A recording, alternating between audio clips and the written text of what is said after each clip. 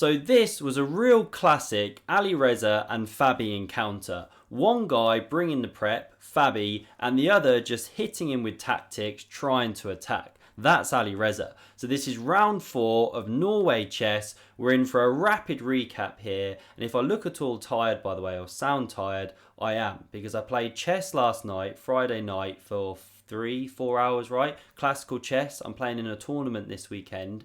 I played 2 games today, so I'm pretty tired, a bit frazzled. Anyway, let's jump into this game and check out this awesomeness. So e4 on the board from Alireza, and I am indicating the last move played, by the way, because someone asked if I could do that. Now, e6 from Fabi. So the first surprise, the French defense. Now on the C Squared podcast, which Fabi does with Christian, really good channel, check it out. Fabi did mention that he used to play a lot of French back in the day, up to like 2300 level or so. So he does know this opening, but doesn't always play it at the top level these days. He plays e5 a lot more. But okay, d4 from Alireza, we get d5. And now knight c3 does invite a winnow variation, but Fabi goes for knight f6, the classical variation. And these opening moves, they now follow the game of round 1 Norway Chess. This is round 4, where Fabiano Caruana, he was playing with the white pieces, and with the black pieces was Magnus Carlsen, and Fabi won a really nice game. Now where we diverge from that game is right here, because after bishop e3, Magnus played pawn a6 in that game. But what Fabi does is take here, the knight recaptures, and he goes queen b3. And this is a statement that he is well prepared, because this is the poison pawn variation. Alireza goes queen d2, he gives the pawn, and this is razor sharp, so much theory. Black saying, okay, I know you're going to get a load of initiative, but I'm going to pick up material, weather the storm, have good endgames if I can. And white, for their part, is saying, well, I'm going to give you pawns, but attack you. So what does Alireza play here? Rook b1, standard move, queen a3, and now the main theoretical move is bishop to b5. You see that most played in the openings book, and it's the top engine move here by quite some margin. But what Alireza does is this knight c to b5 move. So he allows the queen to take a second pawn, which Fabi now does. So 2 pawns down. And then he follows it up, because the rook is attacked, with rook to d1. I mean, a weird looking move coming off that half open file, but I guess there's some deep long-term ideas. I mean, not just of saving the rook, but also of maybe using the d file. You know, could white one day get c4 maybe? I don't know. This is some deep prep, right? But what Fabi has to first deal with here is this threat of knight c7 check. And he does it in the best way by moving the rook. Because now, if you want to ruin the king's castling rights, which Alireza does, and it's the best move, you have to jump in with check, but after king d8, you have to jump back. So you lose a couple of tempos by doing this. Now we get knight c5, heading for the e4 square. So bishop d3 covers, it was a necessary move, it gives up the bishops, and now Alireza retakes with the queen. He doesn't want to go with the pawn and let these queens exchange off. He has to attack, right?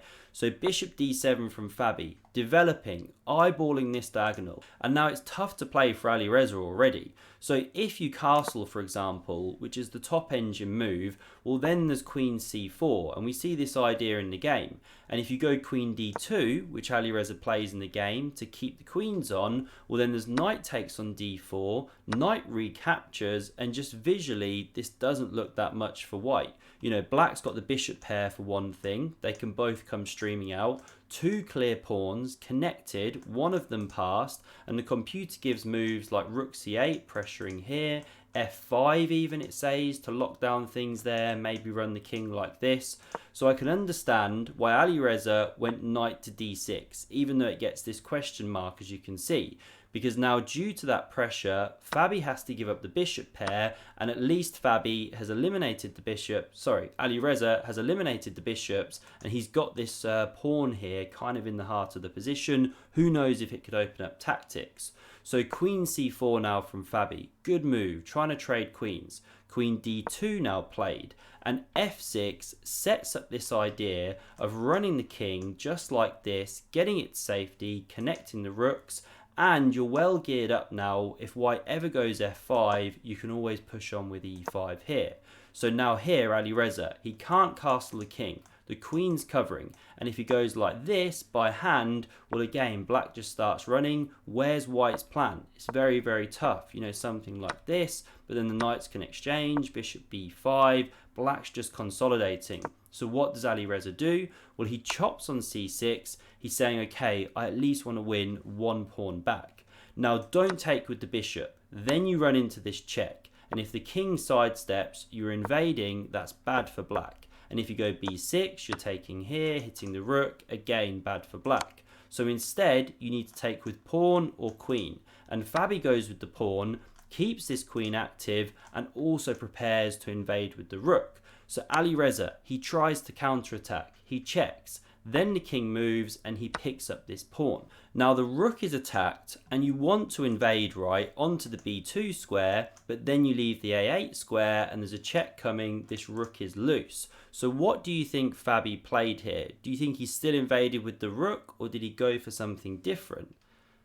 So the move to play, the best move is indeed rook b2. Sorry if I said that in kind of a tricky way, you know, threw you off, but that is the best move because yes, you allow this check. Now it gets given a question mark. Actually, the computer wanted rook c1 or rook f1, but okay, Alireza wants to counterattack, right? He's getting squeezed.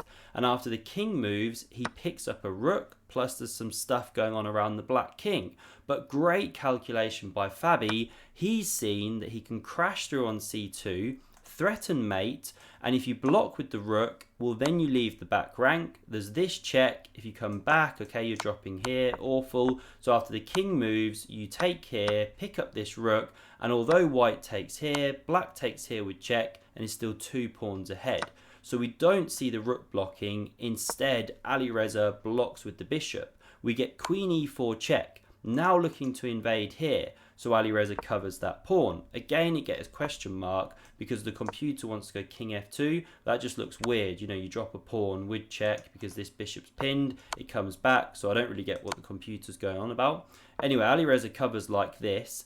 Now we get this check. The king comes back and pawn c5. Excellent move by Fabi, activating this bishop and preparing to threaten checkmate. And you just can't stop it really in any sensible way. You know, if you try rook f1, well, still this comes and you can't cover like this or check. You have to block and then you're just getting mated.